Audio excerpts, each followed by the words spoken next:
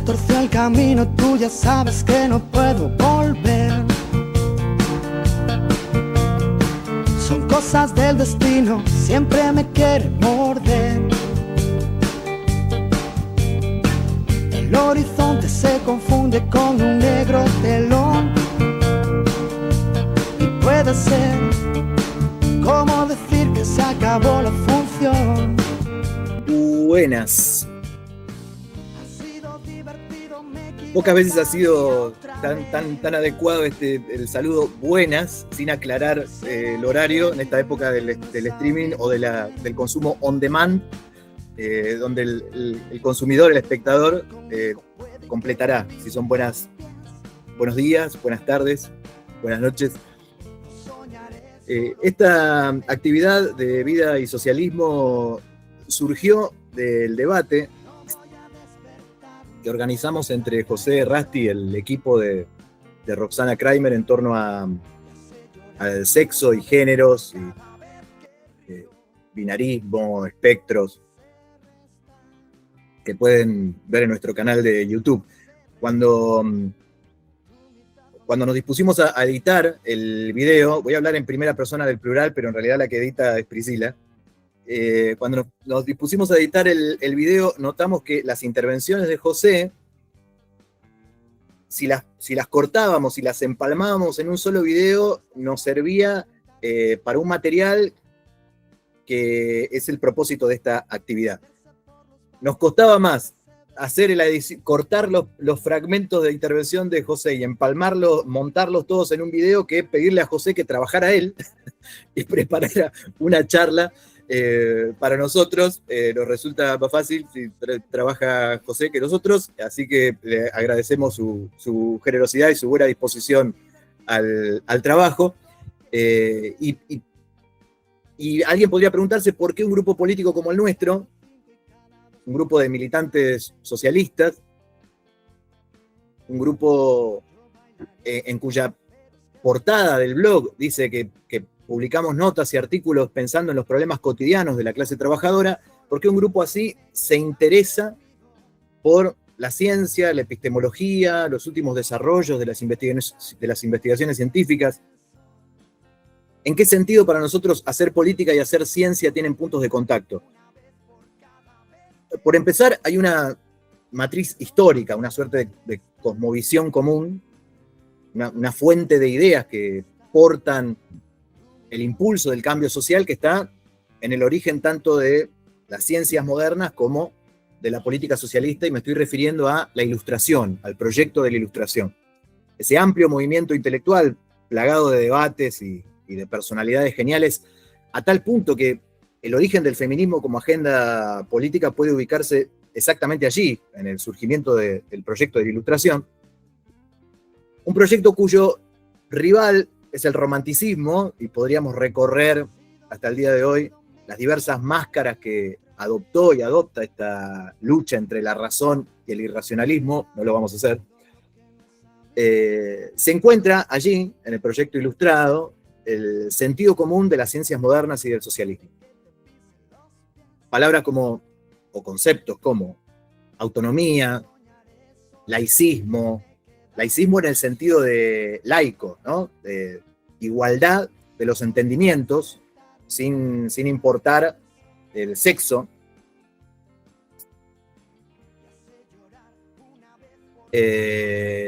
Conceptos como verdad, humanismo, universalidad, razón, método, crítica, son todos términos cuyo significado actual nace en ese contexto de los debates del proyecto ilustrado. Dejo de lado todos los matices y problemas que implican estos términos, pero me voy a detener brevemente en la importancia de la educación. La educación entendida como ese conjunto de instituciones destinado a socializar los rudimentos de las ciencias y divulgar los descubrimientos científicos para que esos nuevos saberes alteren la vida cotidiana en beneficio del conjunto social. Este impulso progresista, en el buen sentido, no en el sentido del progresismo actual, que es todo lo contrario, el progresismo actual es oscurantista.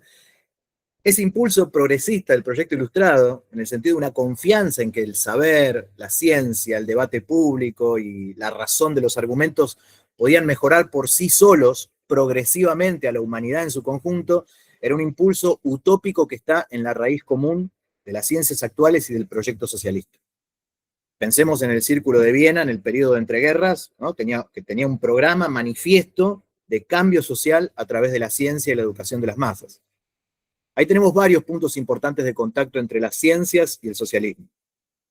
Pero también hay importantes diferencias. Los militantes socialistas no somos científicos ni hacemos ciencia. Puede haber científicos que además sean socialistas, y de hecho los hubo y los hay, pero eso es una contingencia deseable, pero una contingencia al fin. Lo cierto es que no somos científicos ni hacemos ciencia, no por falta de voluntad, sino porque no tenemos ni la capacidad intelectual, ni la formación que requiere, ni los recursos técnicos para hacer ciencia tal como se hace en el siglo XXI. Ni siquiera podemos hacer una encuesta decente, alguna vez nos lo hemos propuesto, mucho menos vamos a fabricar una vacuna, descubrir una partícula subatómica o crear una inteligencia artificial. Usamos las ciencias para pensar y hacer política. Tomamos los resultados de las publicaciones que encontramos en las librerías o en internet y tratamos de pensar con esos resultados. Evaluamos la coherencia y la consistencia de nuestras posiciones en relación con esos resultados. No hacemos ciencia. Somos cartoneros de la ciencia, o por tomar el título de un bello documental de Agnes Barda, somos espigadores de las ciencias. En este sentido, nuestra relación con las ciencias es más parecida a la de los epistemólogos. Miramos qué hacen los científicos, a qué resultados llegan y tratamos de incorporar eso que vemos en un marco teórico distinto, específicamente político, cuyo programa se dirige al conjunto de los trabajadores y cuya estrategia se dispone en relación con el poder, con la dirección de la sociedad, con el problema de la planificación económica. Antes de dar fin a esta presentación y dejar hablar a José Rasti, voy a señalar dos puntos de contacto entre nuestra labor militante y el tipo de trabajo que hacen los científicos. En primer lugar, buscamos lo común, no la singularidad. Pensamos y actuamos de cara a las mayorías, contemplando que existen minorías. Esas mayorías son la clase trabajadora y las mujeres. Es decir, los que estamos obligados a vender nuestra fuerza de trabajo para poder vivir y las hembras de la especie. Por supuesto que estos dos conjuntos se solapan, pero quien lea nuestras notas advertirá que pensamos que ciertos problemas de la agenda histórica del feminismo no se pueden reducir a la teoría del valor y sus explicaciones. Por ejemplo, la explotación sexual o la explotación reproductiva, que atacan directamente a la mitad de la población humana. Nuestro enfoque teórico y político va, entonces, de lo general a lo particular, no al revés. Analizamos los problemas cotidianos de la clase trabajadora en su conjunto desde la estructura más determinante de la sociedad en que vivimos, la relación capital-trabajo. Lo mismo hacemos con los problemas cotidianos de las mujeres, que tratamos de explicarlos desde la estructura genérica de la subordinación patriarcal. Entonces, en primer lugar, pensamos desde lo común, no desde la singularidad. En segundo lugar, tratamos de hablar en castellano. Tratamos de ser claros, precisos, incluso tajantes. Tratamos de que nuestro discurso sea lógicamente consistente y empíricamente comprobable. Si hacemos alguna pirueta retórica, es solo con el fin de captar la atención o hacer más pedagógico el acceso a un concepto, como cuando Marx recurre a la figura aristocrática y personal del vampiro para explicar la novedad burguesa e impersonal de la explotación. Pero dejamos las metáforas, la ambigüedad, el resonar, el sentipensar, las alusiones, la poesía, dejamos todo eso para la literatura y el arte en general, que disfrutamos y defendemos como uno de los aspectos más maravillosos de la creatividad humana, pero consideramos que la política exige claridad y nitidez, no oscurantismo y confusión. Más todavía en tiempos de degradación cognitiva generalizada, donde las facultades de pensamiento, atención y memoria han mermado en todo el mundo, en una decadencia que afecta principalmente a las capas mayoritarias y empobrecidas de la clase obrera. Como militantes socialistas no podemos darnos el lujo de introducir más caos y confusión en nuestro discurso, en nuestros textos de agitación y propaganda. Y aquí tenemos un problema contemporáneo que nos preocupa, que tal vez podamos tocar hoy, y que son las amenazas ideológicas a las ciencias. Esos peligros que son internos a la producción científica misma. Esta semana, Colin Wright, un biólogo evolutivo, cuyos textos y cuyo blog seguimos bastante, posteó en la red X que los protocolos de diversidad, equidad e inclusión son unos protocolos progresistas que se han venido aplicando en el ámbito académico y científico en muchos países de Occidente, han transformado la composición ideológica del profesorado de manera tal que a medida que la vieja guardia se vaya retirando, van a ser estas nuevas camadas de docentes progres, de docentes militantes woke, los que tomarán ciertas decisiones académicas bajo un sesgo ideológico importante. Esto es un problemón, porque hay investigaciones que parecen cumplir con las credenciales de la comunidad científica y las publicaciones especializadas que afirman, por ejemplo, la concepción multidimensional del sexo, que afirman la validez del llamado lenguaje inclusivo, o el paso del capitalismo a un tecnofeudalismo y otras tesis que son lógica y empíricamente muy cuestionables.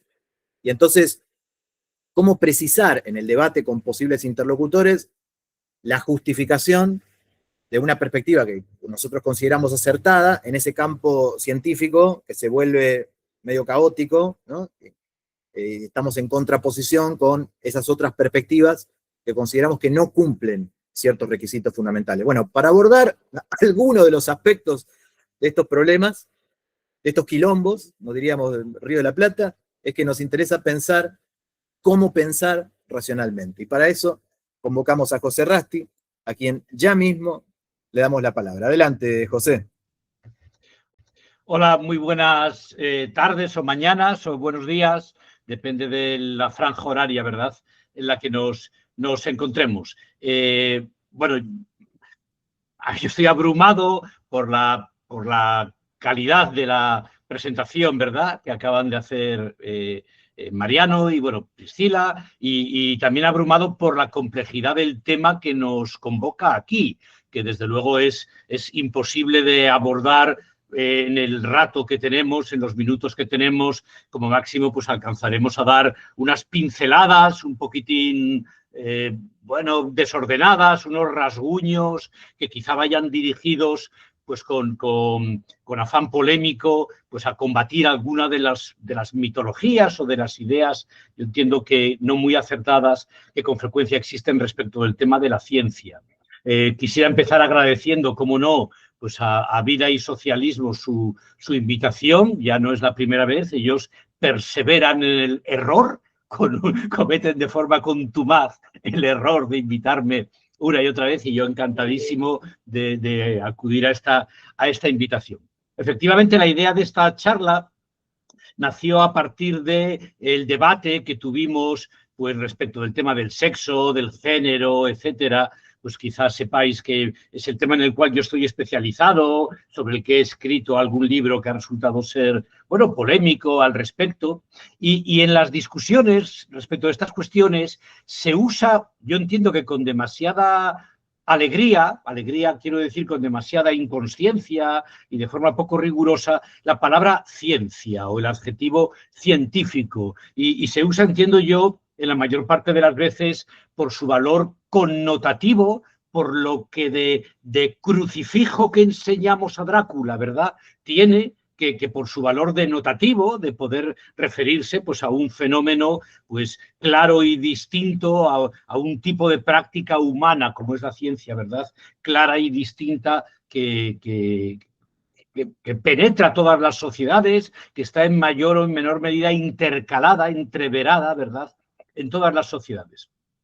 Yo no soy un epistemólogo, ¿eh? Yo es cierto que en mi formación en filosofía tuve yo entiendo que la suerte extraordinaria de formarme bajo el magisterio del profesor Gustavo Bueno, que es un filósofo español, bueno, creador de un sistema filosófico total, una de cuyas patas principales es la epistemología, y es el creador, bueno, pues, de toda una teoría de la ciencia.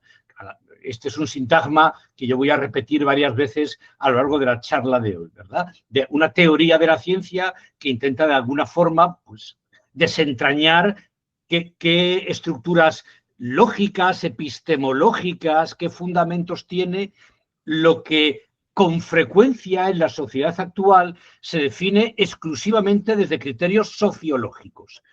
Luego volveremos a esto, pero con frecuencia parece que todo aquello que esté publicado en una revista académica, en una revista, vamos a decir, científica, entre comillas, es ciencia, y que la definición de qué es ciencia y qué no es ciencia radica casi en qué estructura sociológica lo acoge una revista académica frente a una revista, no sé, de divulgación, una cátedra universitaria, frente a lo mejor pues otro centro, otro tipo que no pueda tener este nivel de altura intelectual, ¿no? Con lo cual, parecería en la práctica, en el lenguaje cotidiano, que el uso que se hace de que sea una ciencia es más un uso según criterios meramente sociológicos, meramente de sociología, ¿verdad? De la ciencia, de las instituciones académicas y demás, que internamente epistemológico, que internamente referido a las propias categorías de la ciencia. Nos encontramos que a partir de la ilustración, que antes la citaba Mariano, ¿no? De la ilustración de la revolución industrial, aparecen una serie de saberes rotulados como científicos. Empiezan a formarse, pues, yo qué sé, Lavoisier, la química, ¿no? Algunos saberes comienzan ya a alcanzar un nivel tal que reciben la etiqueta ya de científicos y pasan a institucionalizarse como tales en las enseñanzas. En las enseñanzas, y ya se habla pues de aprendizajes, por ejemplo, de ciencias contra aprendizajes de letras, aquí en España, quizá yo creo que en Argentina debe de ser parecido, ¿no? Conocimientos de ciencias o de letras, bachilleres de ciencias o de letras, etcétera. En ocasiones se han parodiado hablando de bachilleres de cuentas y de cuentos, según se manejen matemáticas o no se manejen matemáticas. Y la palabra ciencia comienza a extenderse más, repito, por un valor connotativo que denotativo, de tal manera que de pronto comienzan a proliferar todas las ciencias del mundo y cualquier tipo de conocimiento pretende ser científico. Y al menos aquí en España, me imagino que será igual en Argentina, nos encontramos con facultades de ciencias de la información para llamar al periodismo, de ciencias jurídicas, de ciencias de la historia. Yo estudié mis estudios universitarios eran en una facultad de filosofía y ciencias de la educación, ¿no? Parece que proliferan las ciencias y todo el mundo se reclama, levanta la mano, como en el Gólgota de la vida de Brian, cuando vienen a salvar a Brian, y entonces todos levantan la mano y dicen, que yo también soy Brian. Entonces aquí todo el mundo levanta la mano y dice, que yo también soy ciencia. Que yo también soy ciencia, concédanme becas, cátedras, subvenciones, que lo que yo hago también es un conocimiento científico. Por empezar por algún sitio, porque de alguna manera hay que pegar el primer machetazo en la selva de toda la ideología que rodea a la idea de ciencia, y por eso a mí me parece que un grupo como Vida y Socialismo se interese por estos temas es magnífico y es perfectamente coherente, porque estamos hablando en último término de ideología y labor de cualquier socialista debería ser la de cribar y criticar la ideología que conforman las instituciones humanas en cada momento social. Decía que por dar un primer machetazo en esta selva, así la primera pregunta que podríamos hacernos para intentar meternos en qué es la ciencia es ¿cómo es posible la objetividad? ¿No? Esta es una de las preguntas, digamos, fundamentales de toda la historia del pensamiento, ¿no? ¿Cómo es posible la objetividad? Por un lado, la objetividad es posible, yo creo que sería una actividad, no sé cómo llamarla, cretina o hipócrita, adoptar planteamientos de un escepticismo radical o de un nihilismo radical que nieguen la existencia de la objetividad. O sea, hemos puesto una nave en la Luna, podemos predecir los eclipses y los meteoritos, tenemos medicamentos que curan enfermedades, conducimos coches que se ponen a 120 kilómetros por hora. O sea, no cabe ninguna duda, ¿verdad?, que la objetividad es posible. Pero Pero ¿cómo es posible la objetividad si por definición todo conocimiento es subjetivo? O sea, todo conocimiento lo es de una persona, de un sujeto. Todo conocimiento está vinculado al sujeto de conocimiento. Entonces, ¿cómo es posible que este aspecto subjetivo de todo conocimiento pueda llegar a quedar neutralizado en ciertos tipos de conocimiento, de tal forma que el sujeto que conoce queda segregado, eliminado de la ecuación, queda sí, evacuado, ¿verdad?, centrifugado de la ecuación, y el conocimiento resultante ya no está vinculado a un sujeto? Esta es la cuestión. O sea, la ley de la gravedad, la teoría de la gravitación de Newton, pues muy bien, la hace Newton, pero resulta que algo tiene ese conocimiento que Newton ya no está en la teoría de la gravedad, por más que él, por poner un ejemplo, digamos, personificado, por más que él lo haya hecho, ¿no?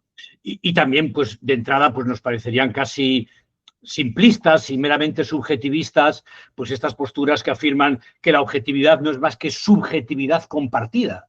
O sea, que la objetividad no es más que subjetividad, un tipo de subjetividad, aquella que de hecho compartimos, ¿no? Pues a lo mejor yo comparto que me gusta más el té que el mate, y a vosotros os gusta más el mate que el té, y eso sería subjetividad no compartida, pero que los cuerpos se atraen con una fuerza que es directamente proporcional a sus masas e inversamente proporcional a la distancia que los separa, sería subjetividad, pero que compartimos, en este caso, pues Priscila, Mariano, yo y todos, ¿verdad? Eso es una postura sencillamente cretina, ¿no? Hay que llegar un poco más allá, hay que intentar entender qué es esto que hacemos los humanos y que sorprendentemente permite evacuar al sujeto de conocimiento y eliminar ese momento subjetivo que todo conocimiento tiene y construir, por tanto, la objetividad. Un primer elemento así que habría que discutir o que poner encima de la mesa, una tesis ya de por sí polémica y radical que yo pongo con afanes polémicos, pero de la que estoy completamente convencido, encima de la mesa, pues diría que no existe la ciencia, que no existe la ciencia, y aquí la importancia está en el singular, en el la, que no existe, digamos, una ciencia unificada, que la ciencia no forma un todo homogéneo, ¿verdad? De tal forma que,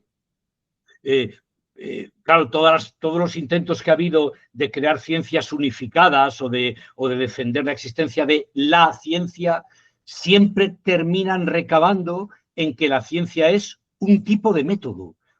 O sea, siempre terminan poniendo el acento en los aspectos metodológicos de la ciencia. Sería ese método común el que aplicado a las células pues da lugar a la biología, y aplicado a las estrellas, no sé, da lugar a la astronomía, y aplicado a lo que fuera, ¿no? Al comportamiento humano, por ejemplo, pues da lugar a la psicología, ¿no? De tal forma que, bueno, intentos de crear una ciencia unificada han existido desde siempre, desde Bacon, desde la Edad Media, hasta la actualidad, ¿verdad? Con los físicos intentando crear una teoría del todo, en donde se unifiquen todas las fuerzas con las que la física trabaja y demás. Bueno, siempre han fracasado, como no puede ser de otra manera, y siempre han fracasado porque ponen el acento en lo que yo voy a criticar a lo largo de mi charla, que son, o sea, que es pensar que lo que define a la ciencia es su método, que lo que define a la ciencia son los aspectos metodológicos, matemáticos, rigurosos o lo que fuera, ¿verdad? Como si eso fuera el hilo conductor que unifica pues a todas las actividades científicas o todas las disciplinas científicas. Por el contrario, lo que aquí vamos a defender es que existen las ciencias, así en plural, en un plural muy heterogéneo, que las ciencias son haceres muy diversos, muy heterogéneos, a los que va a ser muy difícil encontrarles un hilo conductor común a todos ellos, ¿no? Y que quizá pues su única fuente de unidad, su único hilo conductor, pueda ser, como decíamos antes, criterios externos sociológicos, bueno, pues la organización universitaria, los congresos, las revistas académicas, las cátedras, las tesis doctorales, elementos, digamos, sociológicos que yo entiendo que no dan en el clavo para poder entender qué es ese fenómeno, ¿verdad?, que llamamos ciencias, ¿no? Y así nos encontraremos con ciencias que son experimentales, en donde se manipulan variables para ver sus efectos sobre otras, pero hay otras ciencias que son estrictamente estadísticas o correlacionales, ciencias en donde se miden variables y se estudia estadísticamente o matemáticamente cómo covarían unas respecto de otras o qué relación hay entre ellas, sin que el científico pueda intervenir sobre ellas ni manipularlas. Hay ciencias, pues, como digo, que son manipulativas, otras son meramente observacionales. Un astrofísico mira el universo, estudia determinados fenómenos que aparecen, etcétera. No puede operar sobre las galaxias como el químico sí opera sobre los compuestos químicos que en el laboratorio mezcla, descompone, relaciona o lo que fuera, ¿no? Existen ciencias que buscan el porqué de las cosas, que son explicativas, otras son meramente descriptivas, otras son meramente predictivas, tan solo ahora con todo el tema de la minería de datos, ¿verdad?, de la inteligencia artificial, de los modelos matemáticos, pues hay muchas disciplinas o muchas actividades que llamaríamos científicas, en donde lo único que se busca es poder predecir el comportamiento, no sé, de los consumidores o el comportamiento de ciertas áreas del mercado o cosas por el estilo. Existen ciencias hipotético-deductivas con esquemas de axiomas, teorías, teoremas, hipótesis muy estrictos y lógicamente muy bien planteados. Y luego otras ciencias pues son mucho más inductivistas, en donde esa lógica formal no guía la actividad del científico de una forma tan clara. Existen ciencias, bueno, que llamamos paratéticas, ¿verdad?, que estudian relaciones de contacto, de proximidad, en donde las variables científicas, los fenómenos, establecen contacto físico, ¿no? Y luego otras ciencias que llamamos apotéticas, ¿verdad?, desde, pues, en donde hay distancias en donde no hay contacto entre las variables. Es decir, existen infinidad de ciencias que dificultan mucho que podamos encontrar un hilo conductor a todas ellas, un hilo conductor que una, pues, con ejemplos habituales, ¿no?, pues que una lo que un paleontólogo está haciendo en una excavación de huesos, aquí en España, por ejemplo, en Atapuerca, ¿no?, y está ahí excavando en busca de restos de homínidos de hace 800.000 años y está ahí con su pincelín retirando tierra y midiendo y para encontrar una mandíbula, etcétera, pues que eso en qué se puede parecer a lo que hace pues un lingüista o a lo que hace un psicólogo que estudia el comportamiento de una rata en una caja de Skinner, en una caja de aprendizaje, o a lo que hace, no sé, un físico teórico que está especulando la teoría de cuerdas, ¿no? ¿En qué se puede parecer lo que hace un físico teórico especulando la teoría de cuerdas con lo que hace un paleontólogo que está ahí que acaba de encontrar una mandíbula de un homínido en unos restos, en una sima de una cueva, ¿verdad?, del paleolítico, ¿verdad?, o de donde sea, ¿no?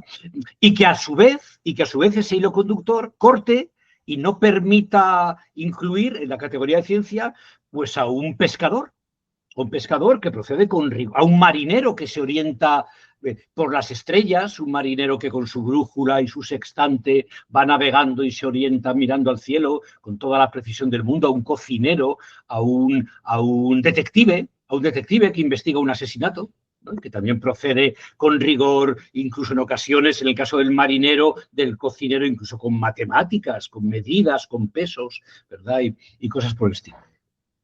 De tal forma que ante este carácter plural de eso que llamamos ciencias, ante este carácter plural, hace falta una teoría de la ciencia.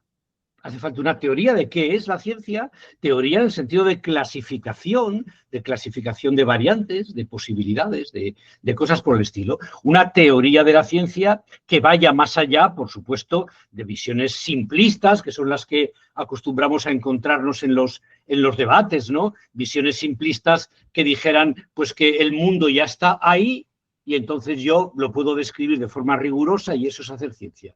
Como si ya, o sea, como si aceptando pues todos los aspectos, todos los prejuicios filosóficos del positivismo lógico, distinguiendo hechos de valores o datos y relatos. Este dicho, yo no sé si aquí en España se oye mucho, no sé si también en América, esto de que dato mata relato. Pero dato mata relato ya es un relato. O sea, es que la frase que afirma que los datos matan el relato ya es de por sí una afirmación teórica, ya es de por sí una forma de hacer relato, ¿no? De ahí que entenderíamos, contra estas ideas, digamos, ingenuas o simplistas, meramente descripcionistas respecto de lo que es la ciencia, de ahí que entenderíamos que no hay un mundo de datos, de estudios científicos ahí fuera dado, a la espera de que armados de las matemáticas y las medidas rigurosas y un aparato hipotético deductivo potente, lo atrapemos y lo describamos lingüísticamente en forma de leyes científicas, en contra de esa idea, entenderíamos, por el contrario, que lo que hay son una serie de prácticas que las sociedades humanas han venido realizando, practicando desde siempre, de agrimensura, de ganadería, de navegación, de construcciones, etcétera, una serie de prácticas que poco a poco van creando una serie de conceptos en donde hay una relación dialéctica entre el objeto de estudio de la disciplina que sea y el método con el que se estudia. Es decir, no está el objeto ahí y el método ha de ser el de la física, por poner el ejemplo así más habitual, a lo mejor de mediados del siglo XX, ¿no? El de la física.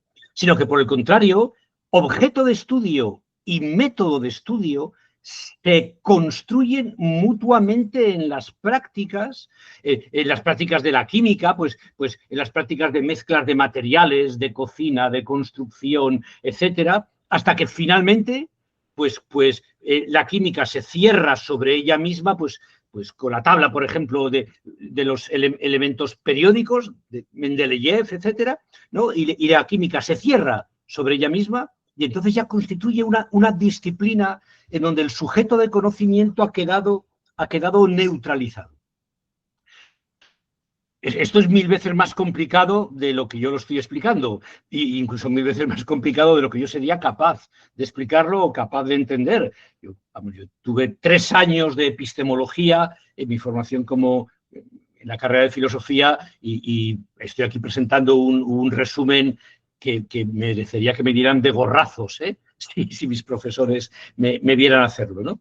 Pero la cuestión es que frente a la idea clásica que hemos oído tantas veces, de que la ciencia procede de la filosofía, de que en la antigüedad el conocimiento, claro, era un conocimiento impreciso, rudimentario, todavía muy especulativo, muy anclado en el mito, muy anclado en la retórica, pero que poco a poco, a medida que las sociedades humanas y la especie humana va avanzando, se van desgajando ramas del árbol de la filosofía y convirtiéndose en ciencias, ¿no? Claro, pues Aristóteles era biólogo y también era geólogo y no sé, y Tales de Mileto pues sería químico, etcétera. Pero a medida que la filosofía va avanzando, pues ya esa protobiología, esa prebiología o pregeología iría quedando convertida ya en auténticas ciencias, de tal forma que el árbol de la filosofía cada vez va siendo más escaso, más estrecho, y ahora ya pues la filosofía ya es irrelevante, ¿no? Y ya podríamos sencillamente pues despedirla agradeciéndole los servicios prestados, porque ya las ciencias ya se han independizado y ahora ya no tiene ningún sentido seguir estudiando filosofía. Eso ocurrió, por ejemplo, en mi universidad. En mi universidad, algunos conocimientos que estaban incluidos dentro de carreras de filosofía, etcétera, pues se consiguieron independizar. Psicología es un ejemplo. Se consiguieron independizar de filosofía, y entonces los profesores o los alumnos andaban, yo no, pero otros sí, andaban súper orgullosos de haberse independizado de la filosofía, ¿no? Mira qué bien que ya por fin somos una ciencia, ya por fin no somos charlatanería, ya por fin no somos palabrería y especulación y no sé qué, sino que fijaros qué bien que por fin somos una ciencia. Por el contrario, lo que vamos a defender es que la ciencia procede de haceres, procede de prácticas manuales, procede de técnicas en oposición a tecnología. O sea, tecnología sería aquellas aplicaciones que derivan de la ciencia y las técnicas serían aquellas aplicaciones previas a la ciencia, ¿no? De tal forma que procede de técnicas que terminan sofisticándose y dando lugar a un campo de conceptos que se cierran sobre ellos mismos y que dan lugar a una ciencia. Y que a posteriori son el objeto de estudio de la filosofía.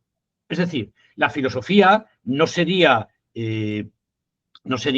una disciplina previa a las ciencias, sino posterior a ella. La filosofía sería un conocimiento de segundo grado o de segundo nivel que recae sobre las ciencias como objeto de estudio.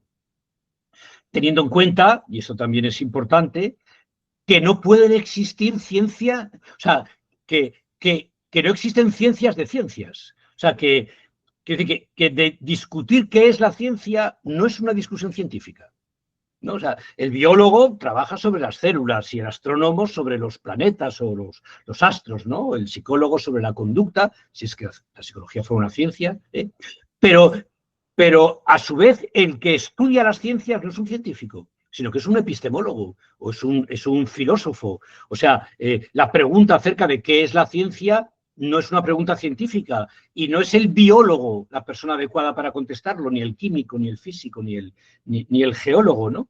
Aquí habría que recordar que lo charlábamos antes de empezar la grabación con Mariano, el lema que figuraba a la entrada de la Academia Platónica.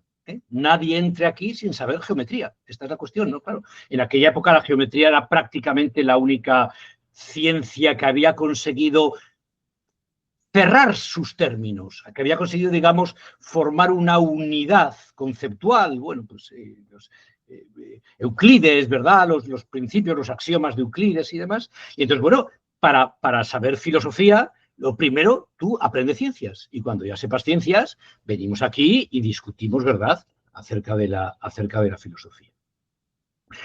Este carácter de que objeto y método de estudio se construyen mutuamente, claro, va en contra de la idea de que los datos hablen por ellos mismos al margen de consideraciones teóricas.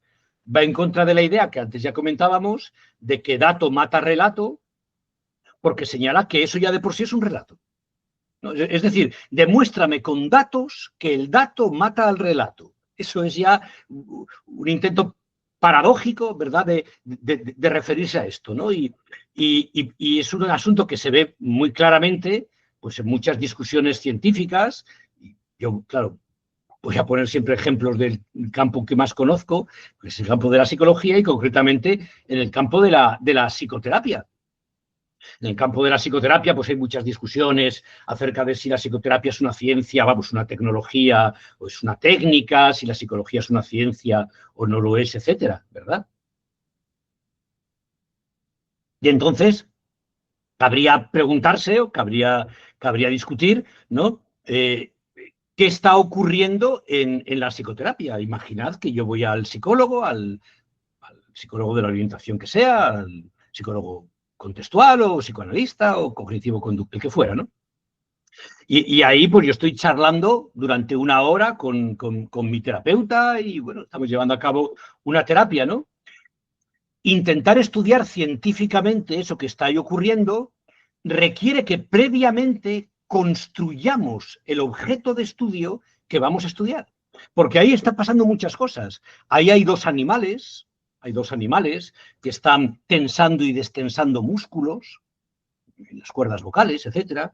Allí está ocurriendo sonidos que con un aparato de registro y de medida de decibelios podemos medirlos y ver qué decibelios alcanzan los sonidos, las palabras que unos y otros estamos haciendo o cosas por el estilo.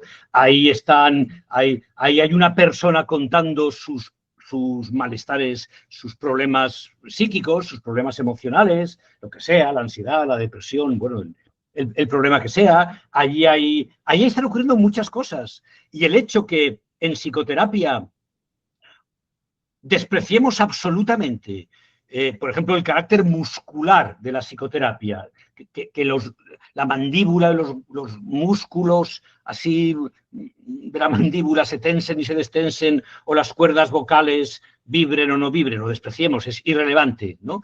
Despreciemos los decibelios y las medidas físicas de lo que está ahí ocurriendo, etcétera. Y por el contrario, nos centremos en los significados, en que yo estoy contando que me encuentro muy deprimido, que me encuentro muy ansioso, que esta semana he tenido una discusión terrible con mi mujer, por ejemplo, o cosas por el estilo.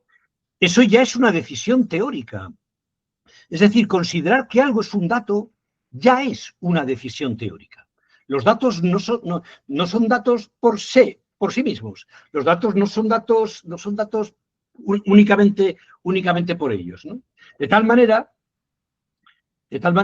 que se entendería, ¿no?, que la clave en la crítica o no crítica, en la crítica o la defensa de las ciencias, tendría que ver mucho con la construcción de su objeto de estudio, por ver si su objeto de estudio está correctamente construido.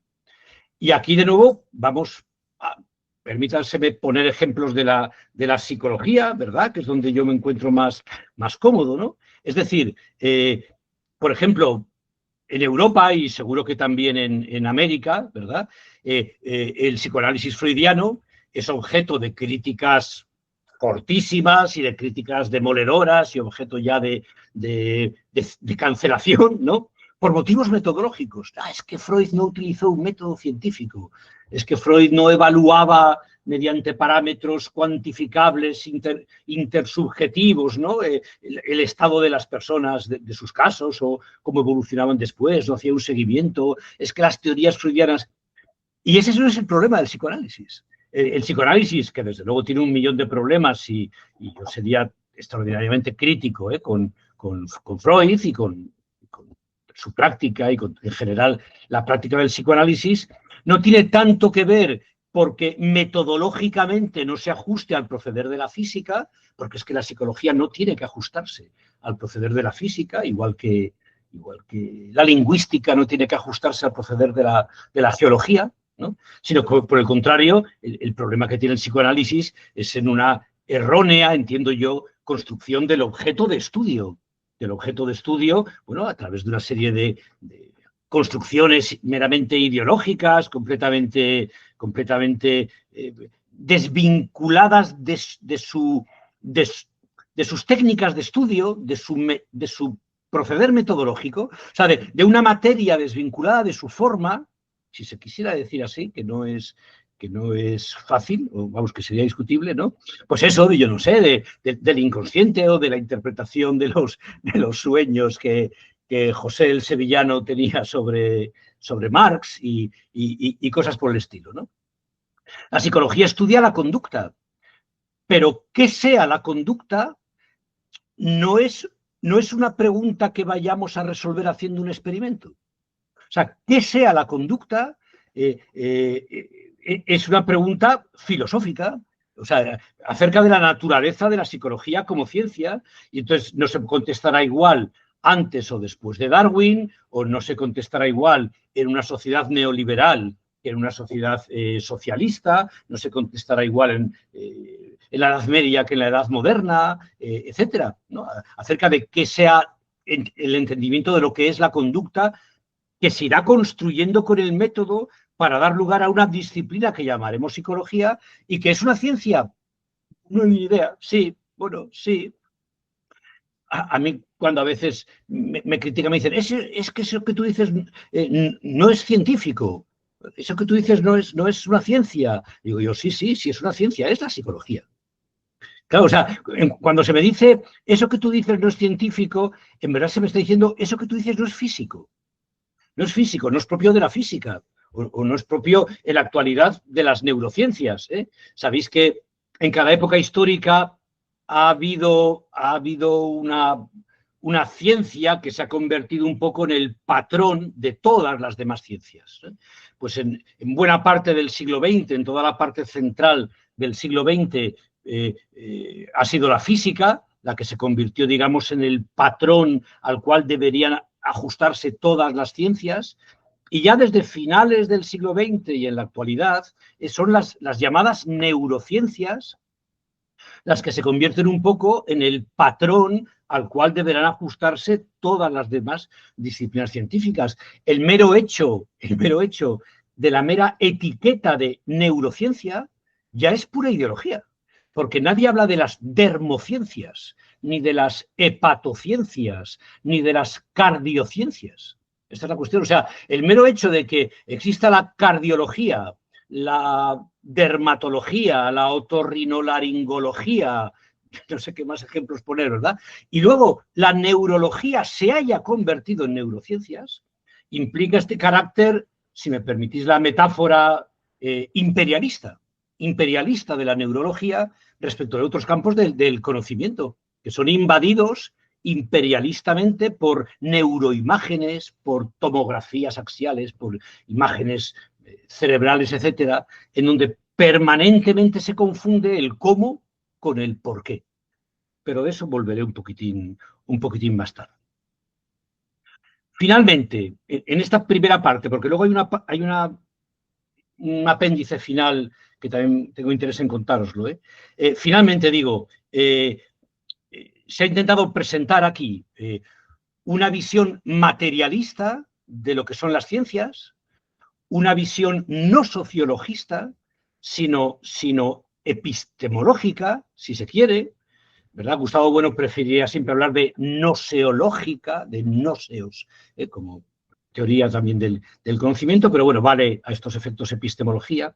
Una visión, digo, epistemológica que parta de los haceres reales de los que brotan las sociológicamente llamadas ciencias, su institucionalización a través de la universidad, a través, no sé, de los congresos, de las revistas, de los puestos laborales, etcétera, que se sociologiza ese tipo, se recubren de connotaciones de que son la única verdad posible, ¿verdad? Y su carácter invasivo respecto de otras disciplinas, el periodismo, los abogados, los juristas, los historiadores, etcétera, que reclaman ahora, como no, ser también considerados científicos, ¿no? Aquí habría que recordar pues a Eddington, este famoso físico de comienzos del siglo XX, cuando una vez se le preguntó de qué es la física, y Eddington contestó, pues la física es aquello de lo que trata los manuales de física, el Handbuch der Physik, así en alemán, ¿no? Aquello de lo que tratan los manuales de física, eso es la física. Y bueno, pues eso que Eddington obviamente lo dijo en broma, ¿no? Fue una respuesta así, una butad, una respuesta así para impresionar al espectador. En la práctica lo estamos oyendo perfectamente, ¿no? El criterio de verdad son los papers. Vivimos en una sociedad donde si algo está en un paper es cierto. Y si tú quieres argumentar a favor de algo, enseñas un paper y es un ajo contra Drácula. O sea, sencillamente Drácula sale corriendo, ¿no? Aquí he enseñado este paper. Si esto está en un paper, esto es completamente cierto, ¿no? Lo cual, bueno, podrá serlo en ocasiones, podrá no serlo, pero no deja de responder a una determinada construcción social del conocimiento, ¿no? Del conocimiento. Se entiende que todo conocimiento será de baja calidad o será falible, será de poco interés, hasta que abrace el método científico, ¿no? Pero claro, resulta que si yo la Torre Eiffel la analizo con el método científico y entonces hago un análisis químico, físico de sus átomos y no sé qué, hierro, tal, lo que sea, es el peor análisis posible que se puede hacer de la Torre Eiffel, porque el análisis correcto de la Torre Eiffel pues es el que va a hacer un historiador del arte, un historiador de la arquitectura, ¿no? Y si yo el Quijote lo analizo contando las letras y haciendo estudios muy sesudos, matemáticamente impecables, gráficas magníficas, sobre las letras, las vocales, las consonantes que aparecen en el Quijote, lo que me sale no es ciencia, es una mierda. Lo que me sale es un estudio riguroso, pero inadecuado para ese objeto de estudio, ¿no? Así que, insisto, la clave de la ciencia debería estar en la construcción correcta del objeto de estudio. Punto y aparte, pero no he terminado. Un momentito. Todo esto me gustaría también explicarlo respecto de otro tema que apareció varias veces en nuestras discusiones sobre el tema de la disforia de género y las personas trans, el género y el sexo, etcétera, ¿no? Voy a hablar ahora ya concretamente de una casuística que ocurre en psicología relacionada con estas cosas, que es el tema del llamado enfoque biopsicosocial, que ha sido pues durante muchos años el paradigma imperante en la psicología, también de nuevo el lema victorioso ante cuya invocación todo el mundo tiene que rendirse y bajar la cabeza. Voy a explicar un poco en qué consiste porque los presentes no tienen por qué saberlo. Bueno, la psicología, como no, lo que académicamente o sociológicamente se llama psicología, pues se ha caracterizado históricamente por estar todos en pelea contra todos desde siempre, ¿no? Discusión eterna entre las escuelas y a su vez dentro de las escuelas discusiones internas entre ellos y incluso una misma persona pues, puede discutir en su obra posterior respecto de lo que dijo en la obra anterior. Y una de las discusiones fundamentales que siempre han estado ahí pues tiene que ver con dónde está el origen o cuál es el nivel adecuado de estudio, de análisis, de explicación, ¿verdad?, de la conducta, ¿no? Pues, y siempre pues, han discutido autores biologicistas, pues que tienden a explicar la conducta pues, en función, pues no sé, de neurotransmisores, de estructuras cerebrales, de genes, de herencia, de procesos biológicos, de procesos paratéticos, que llamábamos al comienzo de la charla, etcétera, y otra serie de autores que, por el contrario, pues ponían el acento en los aspectos sociales, pues los aspectos de aprendizaje, culturales, en algún caso microsociales, la familia, el modelado en la familia, los aprendizajes, las experiencias iniciales en la familia, y también, como no, macro sociales, los aspectos, digamos, de las grandes ideologías sociales, de las grandes construcciones acerca de qué es el ser humano y cómo ha de ser el comportamiento, ya a nivel, me refiero, a nivel macro social, ¿no? Bueno, y tras 40 años de discusión, de pronto a alguien se le ocurrió la maravillosa idea de que en verdad todos tenían razón. Y que tras discutir sobre si la homosexualidad es biológica o aprendida y la agresividad es biológica y aprendida y el liderazgo y no sé qué y las neurosis y las psicosis y si el mejor tratamiento para la ansiedad es el farmacológico, por el contrario es el psicoterapéutico, etcétera, de pronto alguien dice, espera, ¿y por qué no adoptamos un punto de vista biopsicosocial de la conducta? En donde reconocemos que la conducta tiene como 3 grandes niveles o 3 grandes puntos desde los que estudiarse o que está compuesta, por así decirlo, por 3 matriuscas. Las matriuscas son estas muñecas rusas, ¿verdad? Ustedes las conocen seguro, que están unas anidadas en otras, ¿no? Entonces, digamos que hay una primera matriusca interna, que es la biológica, sobre ella se construye una segunda matriusca, que es la psicológica, y sobre ella se construye una tercera matriusca, que es la sociológica.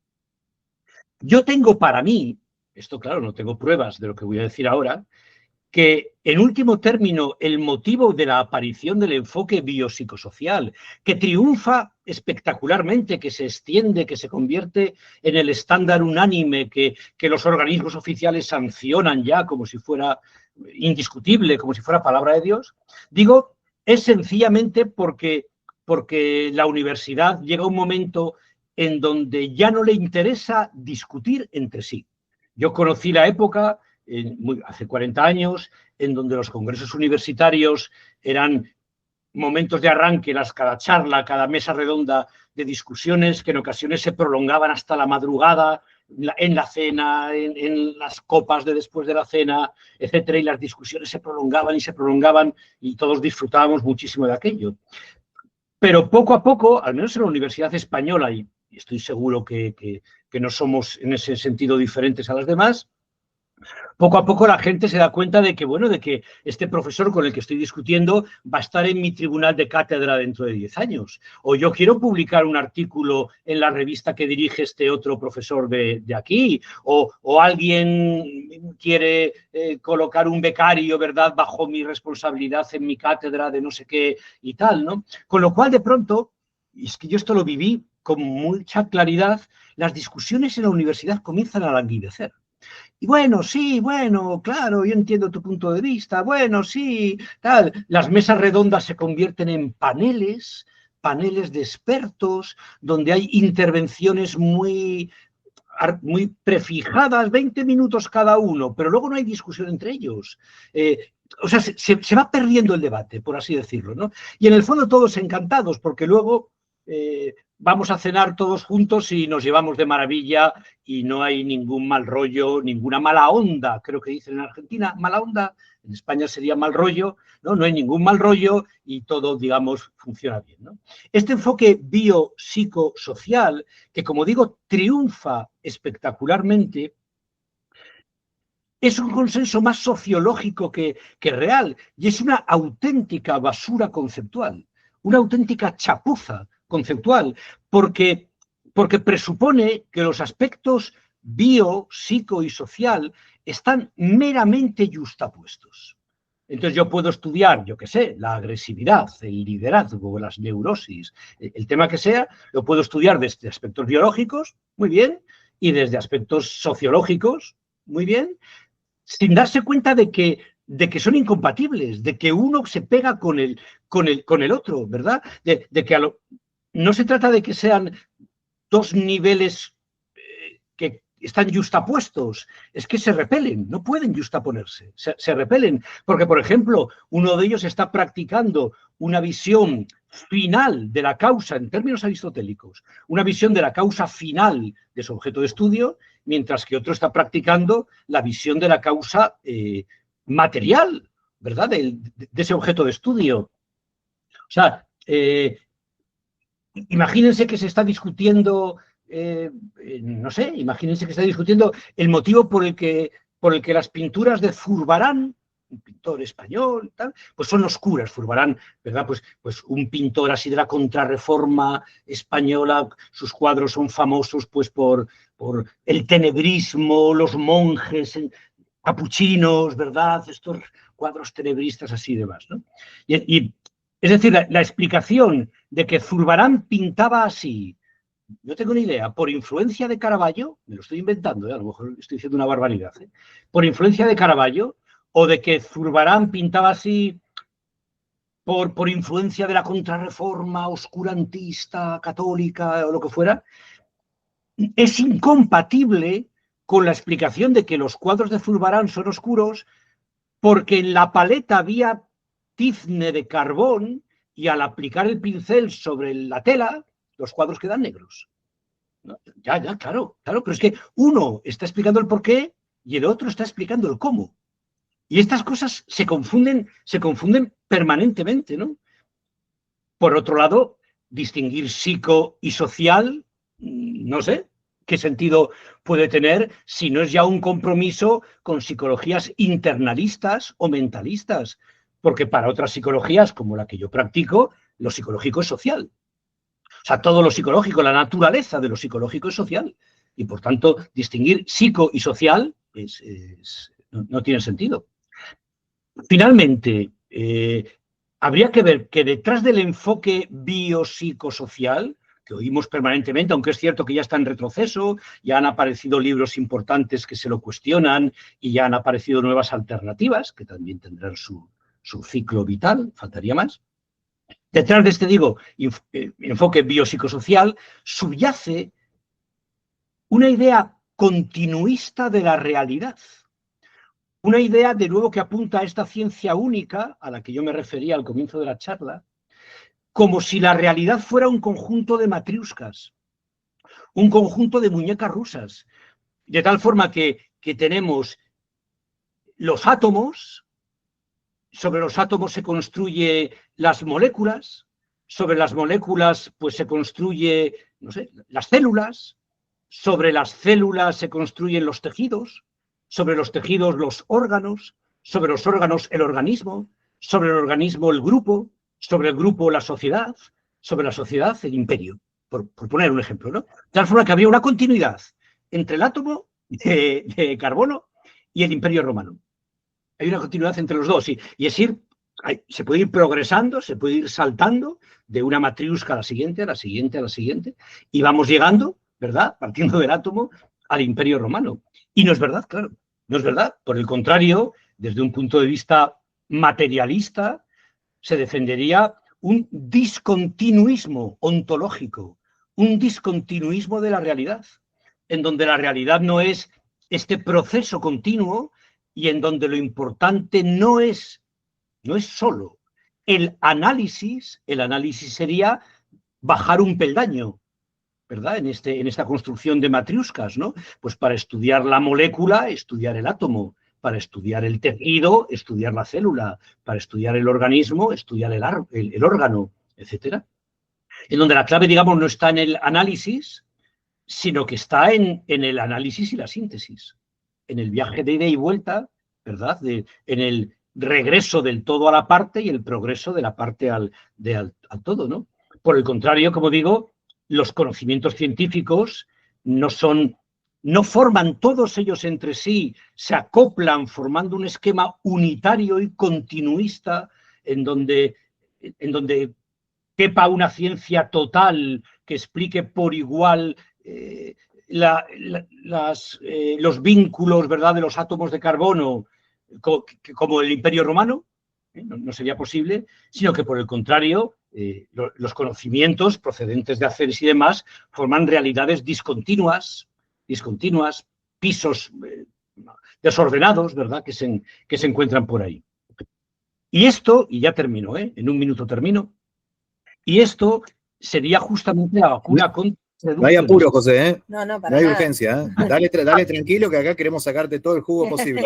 Yo sospecho que algunas, o sea, no sé si quedará alguien despierto en este momento. Estamos atentos. Con el rollo que os estoy metiendo. Pero termino de verdad en un minuto. Decía, esta es la vacuna contra el reduccionismo.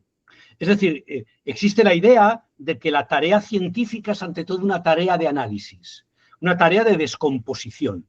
Descomponemos el objeto de estudio, el todo se descompone en partes y entonces ya entendemos el todo. Pero en verdad, la tarea científica es una tarea tanto de análisis, de descomposición, como de síntesis, es decir, de reconstrucción del todo, volver al todo a partir de las partes.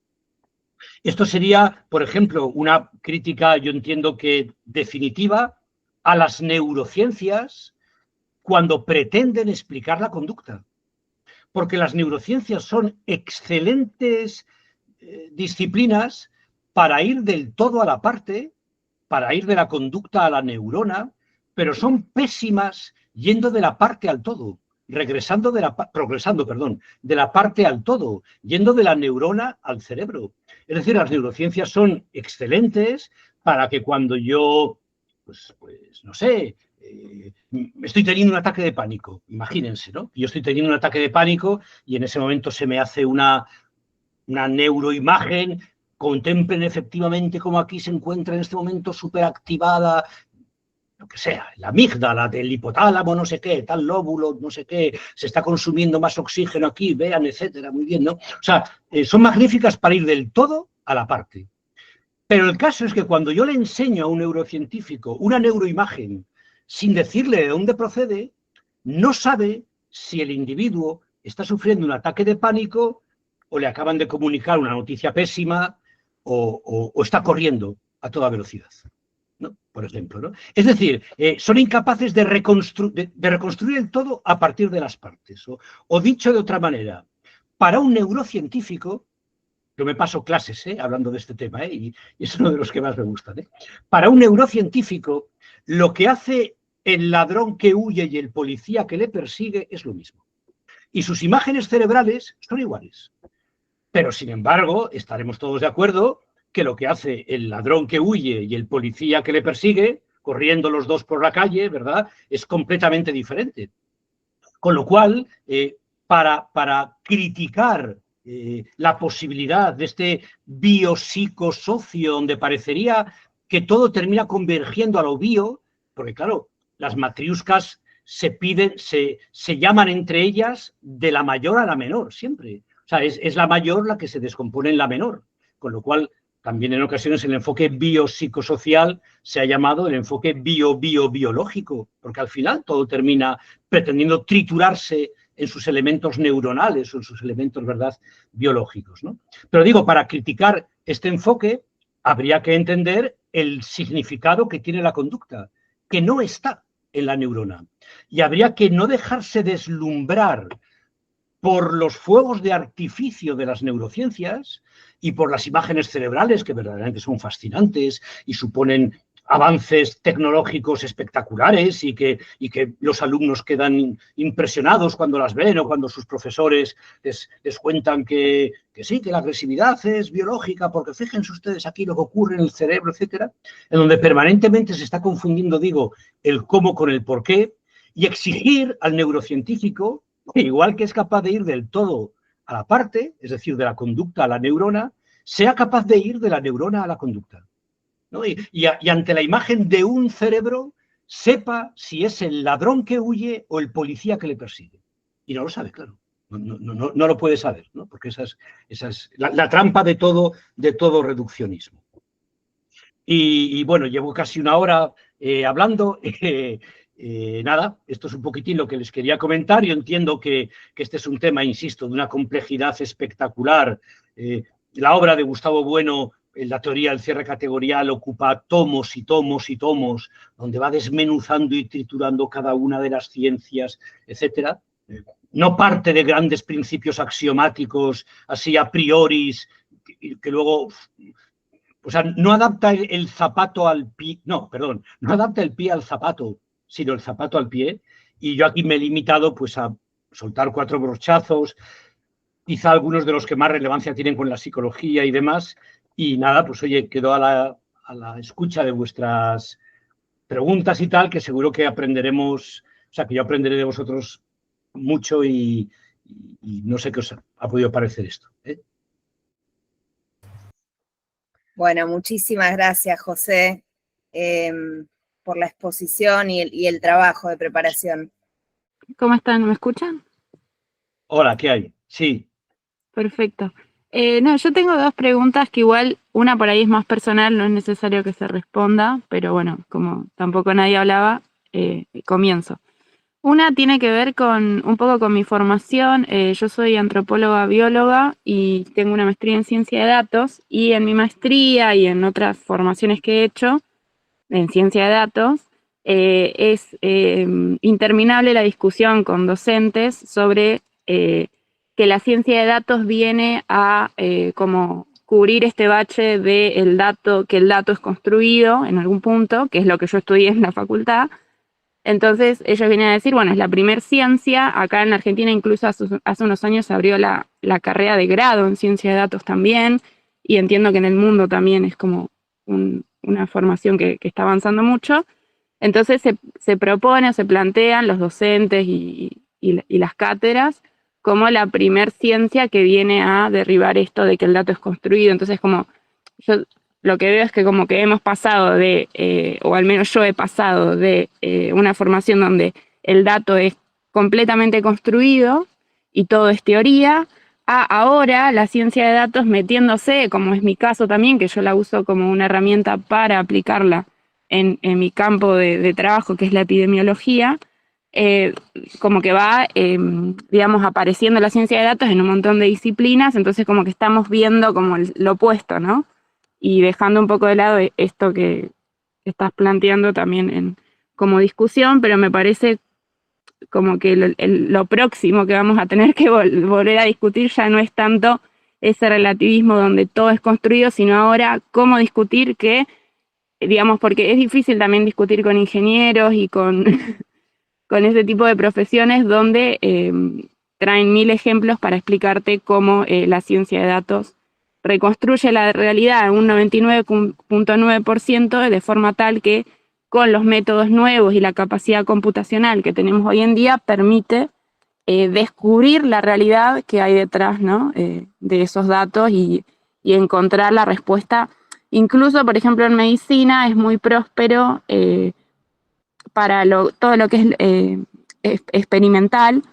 Ahora hay métodos donde con inferencia causal y machine learning o ese tipo de modelos uno puede reproducir al nivel de experimento, lo cual lo hace mucho menos costoso y con un nivel de precisión muy bueno porque uno simula, ¿no? Entonces, como bueno, creo eso por un lado, que es como también herramientas para poder seguir dando esa discusión, porque digamos, mi planteo siempre es, bueno, el problema que uno define de estudiar es construido y las variables que uno selecciona es construido, pero bueno, eso también es lo que se pone a discusión.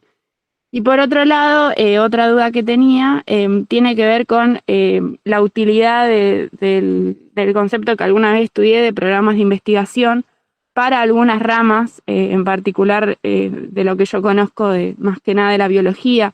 Por ejemplo, yo siempre lo pensé para la epigenética, si no podría pensarse como un programa de investigación donde todavía no ha recibido o todavía no tiene por ahí el contexto de desarrollo tecnológico necesario y tampoco la inversión científica para ser progresivos, digamos, o en esos términos, y responder realmente las preguntas que necesitamos que responda, pero que en algún momento lo pueda hacer y un poco dejar de lado quizás otros programas que compiten, ¿no? Como que ese concepto a mí y no sé de neurociencias, pero quizás pueda pensarse un poco para explicar el problema de las neurociencias, no lo sé, pero esas eran mis dudas. Y gracias por todo. Pues muchas gracias a ti, Belén, ¿verdad? Veo en tu... Sí, Belén.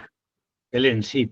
Claro, preguntas sobre ámbitos en los que yo no tengo mucha formación, ¿eh? Entonces a lo mejor voy a contestar cosas muy generales que no sé hasta qué punto se aplican concretamente pues, a este ámbito de ciencias de datos, donde tú has estudiado, o esto que comentas de programas de investigación en epigenética y demás, ¿no? Yo creo que, a ver, tenemos que tener cuidado no caer en una discusión que es idealista en el mal sentido de la palabra, metafísica, me refiero, entre la idea de si la realidad es inventada, construida gratuitamente, o si por el contrario está ahí ya dada tal cual nos dice cada disciplina científica, ¿no?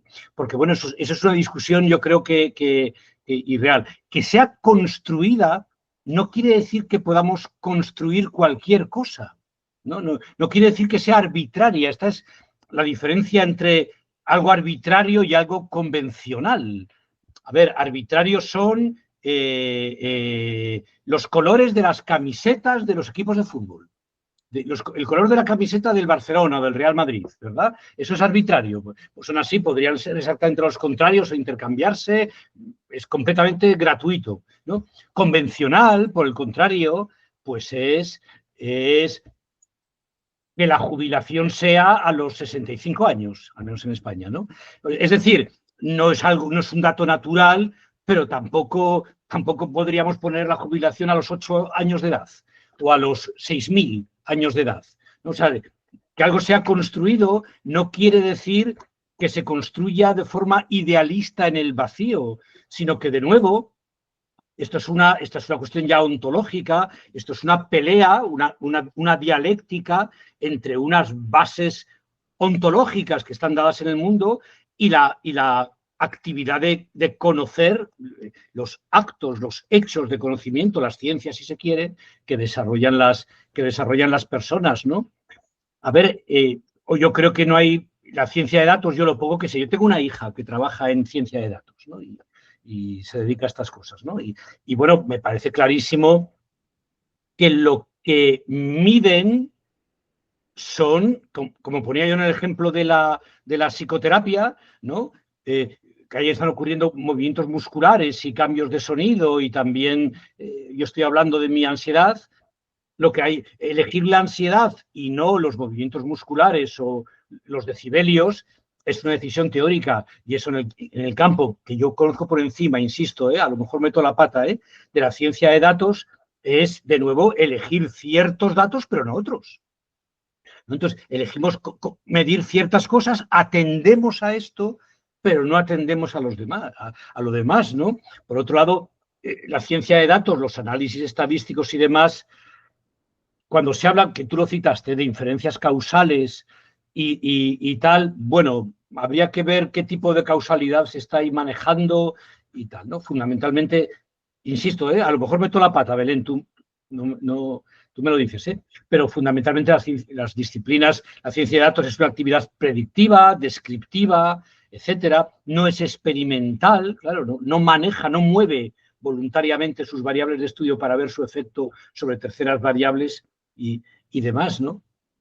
Entonces, bueno, hay que poner en sus términos la discusión entre, o sea, que algo se ha construido no quiere decir que sea arbitrario, que algo se ha construido no quiere decir que lo podamos cambiar de la noche a la mañana, porque total, igual que lo hemos construido de una manera, lo podríamos haber construido por otra, y sencillamente con un golpe de voluntad lo podemos cambiar, ¿no? O sea, que en algo haya intervenido el ser humano en la forma en cómo lo estamos trabajando, como no puede ser de otra manera, no quiere decir que lo pudiéramos haber construido de cualquier otra manera, ¿no? Y bueno, lo de los programas de investigación, claro, los fondos son limitados y al final es la ideología la que decide qué se financia y qué no se financia, qué líneas de investigación sí interesa estudiar y qué otras no interesa estudiar y demás, ¿no? Es lo que se me ocurre contestarte, Belén, No, lamento si no puedo ser más preciso en lo que digo. No, sí, gracias, sí, me sirve.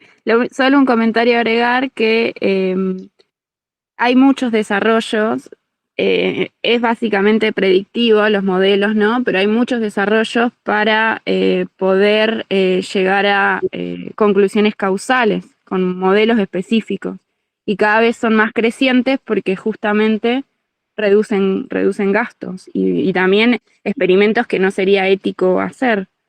Claro. Como que va avanzando en esos campos, sí. Es verdad, sí. Yo he tenido en la Facultad de Psicología, que hay muchas asignaturas de matemáticas y de estadística, ha habido en ocasiones cursos y módulos que se imparten referidos a toda esta inferencia causal y la posibilidad de que desde la estadística, es decir, sin manipular tú los fenómenos, solamente midiéndolos puedas conocer qué es causa de qué. A ver, yo particularmente soy escéptico, tampoco lo desprecio así sin más, ¿no? Pero bueno, creo que sería causa con minúsculas, no sé cómo decirlo, ¿no? Sería causa con minúsculas. Sí. Hay que hacer un trabajo teórico, conceptual previo para desbrozar todos los conceptos con los que estamos manejando, los tipos de causalidades, imagínate, desde las 4 causas aristotélicas hasta la actividad, hasta qué punto se confunde el cómo con el por qué con el para qué. Son todos fenómenos en donde hay que hilar así un poco fino, si no queremos terminar reproduciendo la ideología dominante que se presenta de formas súper seductoras y se presenta con una gran capacidad de convicción y con supuestos grandes apoyos, ¿no? Pero claro, para eso está el pensamiento crítico, claro. Gracias. Pero bueno, entiendo lo que dices, Belén, entiendo y te lo agradezco. Muchas gracias, José, por la charla, igual que las anteriores. Muy buena y muy agradecido. Voy a tratar de ser breve. Sobre el trabajo teórico conceptual. Yo soy convencido de que hay una ruptura entre lo psico y lo social y que hay que realizar esa construcción, ese trabajo de separación teórico, de construcción teórico-conceptual. Por ejemplo, el término neoliberal se usa mucho, como si tuviera alguna seriedad, se puede usar indistintamente para hablar de un tipo de gobierno, de un tipo de régimen, de una gestión económica o de un periodo histórico. Con lo cual es un término que no dice nada, pero se usa mucho. Sobre algo que vos mencionaste que sucede en el presente y que podríamos pensarle propio de este periodo histórico. La falta de debate a la que vos referías comparando, digamos, la universidad de unas décadas atrás con la universidad actual. Nosotros tenemos una versión, una explicación de esta falta de debate, de estas actitudes personales, por decirlo así, o de estos resultados en la vida práctica, basada en fenómenos sociales muy extendidos y muy genéricos. ¿Vos a qué se lo atribuirías? Esto que permite un consenso alrededor de neurociencias, como dijiste vos, ¿no? Sí. Para mí neurociencias es lo mismo que neoliberal. O mejor dicho, para mí neoliberal es lo mismo que neurociencia. Una frase solo impuesta por costumbre y no por pensamiento crítico. Gracias. Sí, sí, lo que dices es muy interesante y sí, yo te doy la razón, ¿no? En primer lugar, yo también entiendo que hay una fractura entre lo psico y lo social que hay que criticar porque es que no puede haber cosas más entrelazadas y más unidas y más imposibles de separar que lo psicológico y lo social. Es que lo psicológico es social, es que si no es social no es psicológico. Luego ya podremos hablar de microsocial, o sea, el ambiente inmediato, cercano, la familia concreta, tu familia, la mía, la que fuera, ¿no? O macrosocial, ya si queremos hablar de la sociedad en su conjunto, el régimen económico de la sociedad o lo que sea, ¿no? Pero lo psicológico es que es social. Es social. El tema este trans y el tema este de la disforia de género y demás, cuando decimos que es un fenómeno de influencia social, la gente se ofende como si lo estuviéramos infravalorando, y no, es que social es todo, lo único que estamos haciendo es colocarlo en el ámbito de lo psicológico, no en el ámbito de lo biológico. O sea, social es como nuestra ideología política, la música que nos gusta, la forma de ocio que tenemos, cómo vestimos, la forma en cómo hablamos, la forma en cómo amamos, odiamos, nos ponemos nerviosos, todo es social, todo lo hemos aprendido socialmente, con lo cual sí, yo, la distinción psicosocial me parece ridícula, ¿no? En la facultad hay una asignatura que se llama psicología social, yo siempre la he criticado por redundante, es como si dijeran psicología psicológica, o sea, por redundante, porque, o sea, todo, si es psicológico, necesariamente social. Claro, también es cierto lo que tú dices sobre neoliberal, también es otro ajo que se le enseña a Drácula, ¿no? Sí, efectivamente, ¿no? Yo cuando hablo de neoliberal me suelo referir más bien, en el aspecto psicológico, a una determinada teoría del yo. Una teoría del yo autodeterminada, autogenerada, en donde la persona se crea a sí misma y en donde la actividad, digamos, conductual es básicamente la expresión de una interioridad. O sea, es vista como una interioridad que se está expresando, una interioridad que ha brotado autodeterminada y que entonces pide expresarse, ¿no? Esa es la idea que yo suelo referir cuando hablo de que el yo actual en la sociedad neoliberal o el yo neoliberal, me refiero a esto, ¿no? Propio de una sociedad donde ya por encima de su papel en la escala productiva, proletariado, burguesía o lo que sea, destaca en la construcción del individuo su papel de usuario de servicios y consumidor de productos, de tal manera que a través de esos servicios y esos productos se construye todo un entramado consumista y publicitario que potencia la idea de yo. La idea de yo íntimo, de yo privado, de que la vida tiene como objeto la felicidad, la satisfacción de los placeres, de que nadie me puede conocer mejor que yo mismo, de que, bueno, todo este entramado, ¿no?, de ideas del yo es a lo que yo me suelo referir cuando yo uso la palabra neoliberal en contextos psicológicos. En contextos psicológicos, claro, si hablamos de economía o de gobierno o lo que sea, pues es completamente diferente, ¿no? Lo de por qué no se disuelve, por qué no se discute ya, a qué es debido que ya no haya estos debates, yo creo que sencillamente es porque, bueno, la universidad, hablo en España, pero yo creo que será en todas partes, ha experimentado un grave proceso de degeneración en donde se ha poblado de funcionarios que van a lo suyo y que quieren cumplir con su tarea, con su docencia, con sus tramos de investigación con sus publicaciones, ir promocionando por el escalafón jerárquico de diferentes figuras del profesorado hasta llegar a las más altas y demás, y una sociedad, digamos, que promociona el diálogo, pero castiga el debate, ¿no? El diálogo es una idea que está súper bien valorada, qué maravilloso el diálogo, dialoguemos, etcétera, ¿no? Pero a la vez el debate está muy, muy castigado, ¿no? Entonces yo creo que hay intereses miserables, mezquinos, individuales. El profesor universitario no deja de ser una casta, bueno, razonablemente bien pagada, tampoco cobramos los sueldos propios de las empresas, de los altos cargos de las empresas privadas, pero bueno, llevamos una vida cómoda, estimulante, razonablemente bien pagada, con seguridad en el trabajo, no nos salen callos en las manos, no tenemos enfermedades profesionales, y yo, un estudio que leí una vez, tenemos la mayor esperanza de vida de todos los profesionales de cualquier profesión, ¿no? Entonces, bueno, yo creo que sencillamente no se discute por comodidad psicológica, también porque se comprobó que discutir tampoco es que dé grandes resultados, pero bueno, yo entiendo que la obligación es debatir, porque cuando se discutía hace 40 años, se discutía, pero con un buen rollo y con un cariño y cenando amablemente y con amigos del alma. O sea, la discusión no implicaba para nada, implicaba enfados o para nada, ¿no?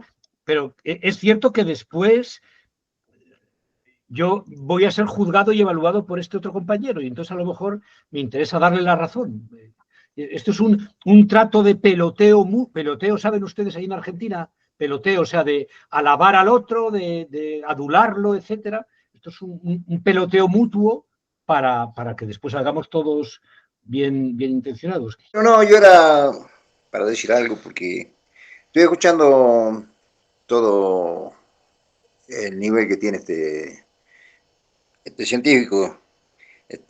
Y bueno, yo creo que hay una diferencia muy grande entre los obreros que han logrado tener la universidad, ¿no? Y manejan una cantidad de conceptos que por acá, por los que tenemos la primaria, bueno, no lo manejamos. Porque en cierta medida yo he esperado tener una idea más simple de cómo pensar, porque me parece que así era el título o cómo aprender a pensar, que así era el título que le habían dado a esto, bueno, digamos, a este nivel es como que me complica un poco, porque yo veo en la base, ¿no? Acá en la clase, digamos, la ignorancia de la gente, ¿no? Está manejada absolutamente desde la ideología del sistema capitalista. Acá no se entiende el concepto básico como el Estado. O sea, la mayoría cree que el Estado es un árbitro entre las clases que sirve para repartir justicia, ¿no? Y desde ese punto de vista, ¿no? También asumen la acción, porque yo tenía un compañero de trabajo que trabajamos juntos, ¿no? No era para nada socialista, era peronista. Bueno, cuando le faltó trabajo al hijo de él andaba desesperado buscando que lo metan en la policía o en el ejército, en cualquier cosa, quería que lo metan, porque él consideraba que ese era un trabajo, ¿no? Y a mí me pasaba todo lo contrario. Mi hijo estaba muy de acuerdo con que los policías no, que servían al Estado, a las clases dominantes, pero no tenían claro que era la gendarmería, porque un día lo encuentra un gendarme y le dice: che, mira qué físico que tenés vos para meterte de gendarme, le dice, ¿no? Y el tipo se engancha, ¿no? Y estaba loco por meterse de gendarme. Y entonces yo tenía una pelea con él para que no ingrese a gendarmería, y el amigo mío tenía una pelea, ¿no? Con los intendentes para que lo metan en la policía. O sea, digo, ¿cómo uno puede pensar de distintas maneras si tiene conceptos básicos que le generan eso, el concepto y el objeto? Es decir, no se corresponde cuando hay correspondencia entre el concepto y el objeto, uno tiene una acción distinta. Y eso es lo que pasa acá abajo, ¿no? El manejo que tiene la ideología del sistema, es muy grande. Y se vuelve difícil la discusión, se vuelve muy difícil la discusión con la gente, porque te aparece con cada cosa, con cada confusión, ¿viste? Y bueno, qué sé yo, de todas maneras la charla me parece fenomenal, porque bueno, hay muchas cosas que yo no las pesco, ¿viste? Pero me importa, ¿viste? Me importa, yo los saludo igual y que, bueno, sigo adelante. Además que yo creo que, como yo estoy acá recién iniciándome en el tema, no iniciándome, porque yo he militado hace muchísimos años y estamos militando a la izquierda, ¿verdad? Pero ahora en vez de socialismo, yo creo que tiene muchos criterios muy acertados sobre la militancia, sobre cómo conversar con la gente, que lo hacen distinto a las otras organizaciones y que en cierta manera yo también la venía pensando, pero que nunca le daba digamos, una forma. Y bueno, decir que simpatizo mucho. Ahora, por ejemplo, ellos escriben muchísimos artículos, y hay partes que están muy, pero muy claros, ¿no? Y hay partes que están muy, ¿cómo se llama? Digamos, muy metafóricos, que por ahí confunden un poco. Pero muy bueno desde todo punto de vista. Yo he visto acá, ¿cómo se llama? El tema de la independencia de clase, que es tratado a fondo y tiene una línea muy coherente con eso, que encaja con lo que yo venía pensando también, porque para mí el peronismo es la base, es la institución madre, ¿no? de la democracia burguesa, y que sin que se la saquemos de encima no vamos a poder construir nada.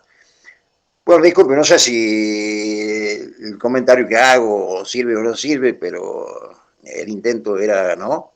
Participar un poquito. Hola, buen día, José. Hola, Gustavo. Primero, agradecerte y un placer escucharte.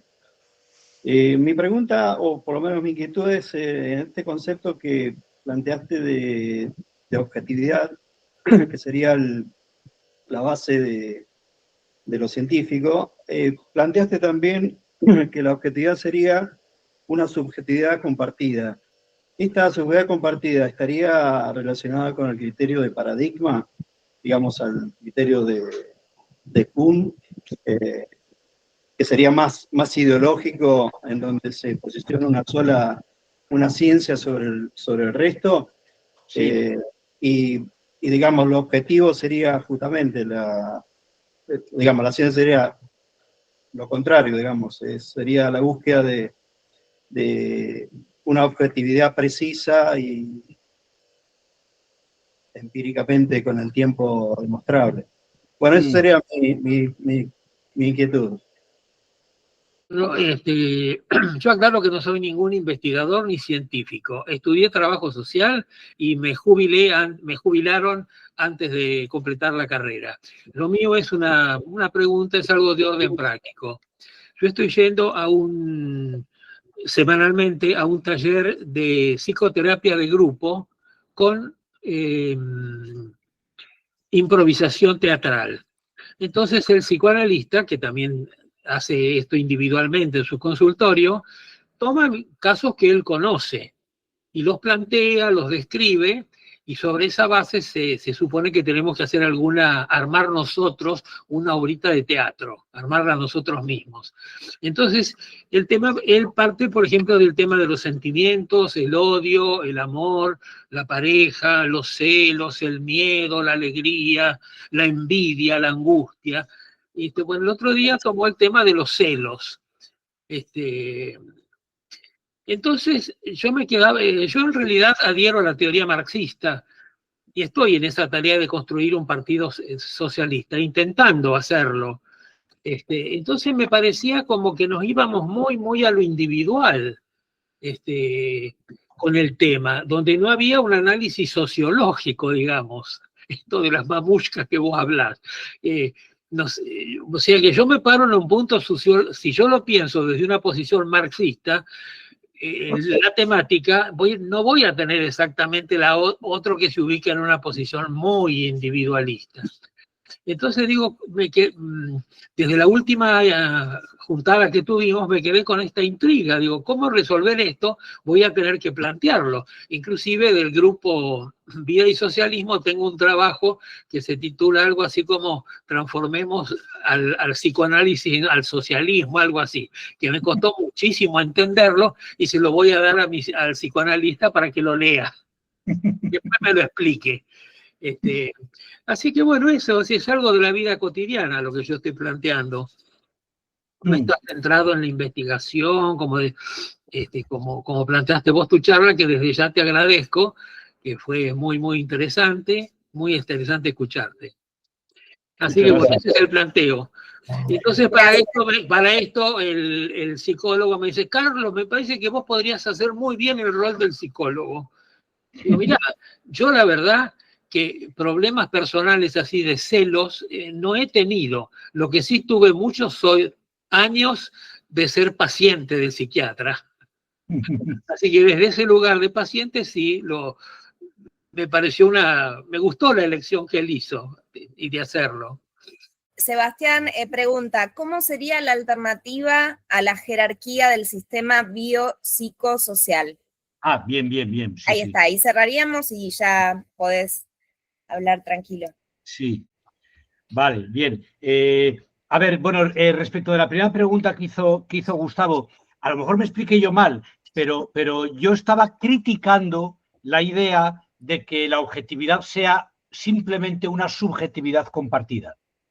O sea, yo eso quise hacer, a lo mejor luego me lié hablando y no lo expliqué así, pero mi idea justamente es preguntarme cómo es posible la objetividad, ya que todo conocimiento es subjetivo, porque todo conocimiento lo realiza el sujeto, ¿no? ¿Cómo podemos eliminar al sujeto de un acto de conocimiento y que el resultado sea un conocimiento que ya no sea subjetivo? Y criticaba, así de paso, la idea de que la objetividad sea simplemente subjetividad compartida, porque me parecía de un idealismo y de un individualismo, digamos, simplón, que no merece la pena ni siquiera comentar, ¿no? La ley de la gravedad, que nos une a ti y a mí y a todos los que estamos aquí ahora en esta charla, no es subjetividad compartida. No es que compartamos, no es como que nos guste a todos el mate, por igual, que eso sí podría ser, ¿verdad?, subjetividad compartida, pero la ley de la gravedad y que caiga un meteorito o lo que sea, eso no es subjetividad compartida. Así que en ese sentido yo no defendía la idea de la objetividad como subjetividad compartida. Sí es cierto que la obra de Kuhn y el énfasis en la idea de paradigma, etcétera, comienza ya a empujar a la epistemología hacia aspectos sociológicos, ¿no? Y empieza ya a intentar ver que el núcleo, la clave de la ciencia, no son elementos epistemológicos internos a la propia actividad científica, lógicos, lógica material, lógica formal, lo que sea, ¿no? Sino que ahora ya pues acentúa la idea de paradigma, etcétera. También Lakatos, antes se preguntó Belén, Lakatos habla de los proyectos de investigación, también como las unidades científicas. Entonces ya se ve cómo se va barriendo un poco, arrimando la idea de ciencia a su dimensión sociológica, lo que yo entiendo desde un punto de vista materialista que es un error.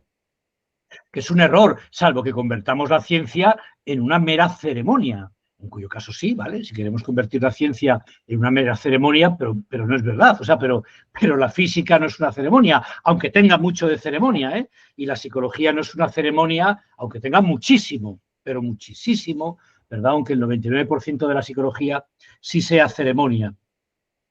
Respecto de lo que comentaba Carlos, yo la idea que intento presentar aquí de ciencia es no es marxista, no, es materialista. Es materialista, ¿no? No me atrevo a decir que sea marxista, pero desde luego no es metafísica, no es idealista, no parte de la existencia de un mundo dado ahí fuera al margen del sujeto que lo conoce, sino que pretende, desde una actitud materialista, es decir, libre de prejuicios, acercarse a las cosas como son, ¿verdad? Sin ideas previas de cómo deben ser, ¿no? Y pues intenta ser en ese sentido materialista y ver, de hecho, históricamente de dónde procede la química, la física, no meter todas las ciencias en un mismo saco bajo una idea abstracta de lo que es el conocimiento, porque ya insisto, en nada se parece la paleontología a la astrofísica, a la lingüística, yo qué sé, a la termodinámica, a lo que fuera, ¿no? Etcétera, ¿no? Respecto de tu actividad de terapia de grupo con tu psicoanalista, bueno, pues ya no sé, ojalá vaya bien y a lo mejor podrías hacer tú el papel de psicólogo en esta obra de teatro que hacéis, ¿no? La variedad de intervenciones psicológicas y de terapias psicológicas y que existe, pues es interminable y, bueno, yo en general soy bastante escéptico a todas ellas, pero vamos, si tú sientes que te va bien y si tú sientes que merece la pena el dinero que gastas en ella y demás y estás satisfecho con ella, pues adelante, ¿no? La pregunta, claro, la última pregunta, la que estaba en el chat, ¿cuál es la alternativa al modelo biopsicosocial? Es la que ahora nos llevaría otras 2 horas de explicación, ¿no? Voy a intentar resumirla muchísimo, muchísimo. Vamos a ver, se trataría, es lo que podría llamarse, y si lo googleáis así lo encontraréis, el modelo contextual, ¿no? El modelo contextual en donde la conducta es entendida a escala estrictamente, bueno, social, contextual, dada con su significado en el lenguaje, en el contexto lingüístico, en el contexto social, microsocial, de la familia, del grupo de amigos, del centro de trabajo, etcétera, macrosocial y también en el propio contexto del yo. La idea de contexto del yo sería muy larga de explicar, claro, es un contenido muy específico, muy complicado, por otro lado, de ciertas corrientes psicológicas actuales, muy complicado. Bueno, es la idea de que el yo es el escenario donde ocurren ciertas cosas y como tales, y el yo como contexto, dado como contexto, también puede explicar cierto nuestro comportamiento. Es que no sé ser más claro en un asunto así tan complejo, pero la idea es que, por resumirlo, el modelo contextual fusiona lo psico y lo social y evacúa lo biológico, no porque se niegue, faltaría más. El hecho biológico, si yo estoy hablando es porque tengo lengua y cuerdas vocales y porque tengo sistema nervioso y yo por mucho que haga un aprendizaje maravilloso, si le intento enseñar a hablar a esta taza, pues la taza no va a hablar. O sea, no porque se niegue, ¿verdad?, la existencia de la biología, ¿no?, sino porque se considera que no tiene la capacidad de explicar la conducta. Un poco por lo que contaba al principio, ¿no? Perdón, al final de la charla, ¿no? En el sentido de que buscar la explicación de la conducta en lo biológico es incurrir en reduccionismo, porque es cierto que puedo ir del todo a la parte, puedo ir de mi conducta a la neurona, pero no puedo regresar de la neurona a la conducta, ¿no? Y en ese sentido es un error conceptual. Sería como explicar los cuadros de Zurbarán por los colores que hay en la paleta o el tizne de carbón, ¿verdad?, que hay en la paleta. Nadie niega que exista, faltaría más. Y si no existiera no habría cuadro, faltaría más. Y si el tizne fuera diferente, el cuadro sería otro, faltaría más. Pero la explicación de los monjes capuchinos atormentados y tenebristas, ¿verdad?, de Zurbarán, no está en los tintes de su paleta.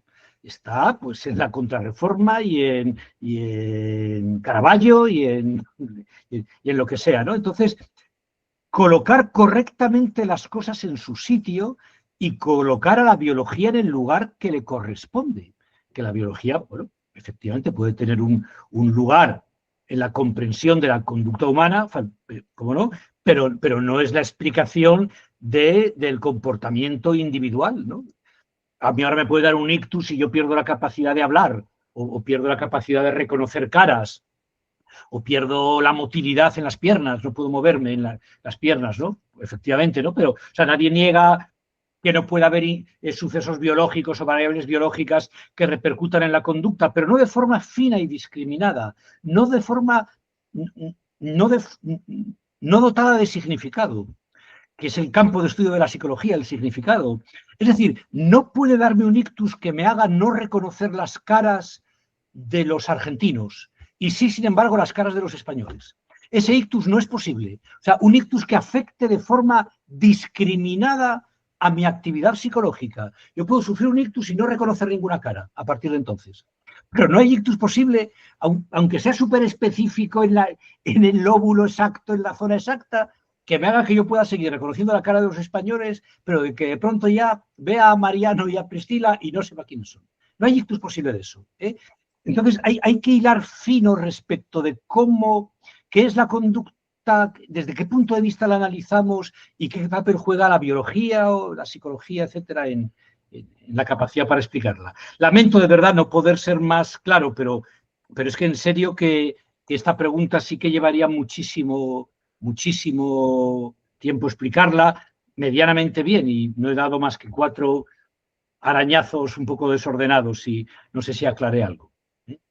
Muchísimas gracias, José. Estamos cumpliendo las 2 horas rigurosas que solemos encorsetar nuestras actividades. No tenemos más que agradecer a José por la generosidad de siempre, de estar dispuesto al diálogo, al debate, a preparar la charla. Nos quedamos pensando en muchas de las cuestiones que han planteado los compañeros, que ha respondido José.